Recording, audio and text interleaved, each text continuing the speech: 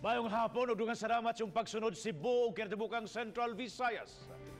Maupay na kulob sa inyo nga tanan diha sa Eastern Visayas. Ug mayong hapon sa atong mga kapusong bulanon, taga Siquijor, Negros Oriental ug uban pang bahin sa Kabisayan.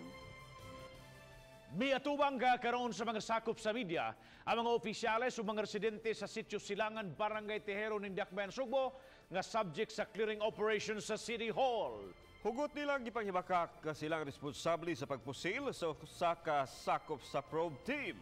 Ilang hangyo sa kagamhanan nga ay angan-angan lang una samtang miduso sila og mosyon sa korte. Ang report ni Nico Sereno.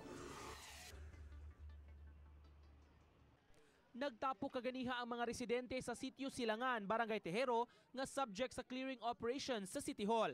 Nanawagan sila sa syudad, subayon ang proseso ug dili diretso nga muguba sa ilang mga panimay. Kahinumduman sa miaging semana, mga unom kabalay ang nasugda na pag-clear sa City Hall probe team. Nakontrobersyal ang hitabo kay gipusil ang probe team leader nga si Arnulfo Kadungog pagkagabi ni ana. Nagtuo ang mga otoridad may kalambigitan sa clearing ang pagpamusil kay giingong gibaharan ang demolition team sa mga mulupyo.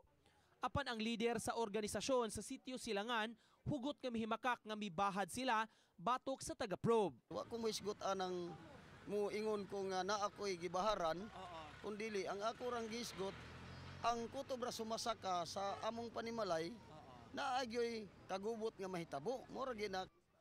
Nanawagan ang mga residente, di dayon mo patuman sa clearing kay may nag-ung-ung pa man sila nga mosyon sa korte. Naman tayo tamod nga balaod. Oh. Nya nagdemolish sila, wala sila gihatag nga court order. Sa akong tan-aw, ang katong July 24, 2018 nga order maoy in effect, which is nga kuan ka ng status quo order. So ang status quo is walay demolition. At that time ang status quo is walay demolition. So mo na atong tan-aw niya. That is why we submitted a motion to the court. Sa komunikasyon sa Balitang Bisdak kang Raquel Arce, hepe sa probe, gipasabot niya, mituman ra siya sa gimando sa City Hall. Katuyuan nila, ma-restore pagbalik ang sidewalk sa dapit, labi na kay importante kini nga agianan. Gihunong pa sa probe ang clearing, kay gipatubag man sila sa korte sa mosyon sa mga residente.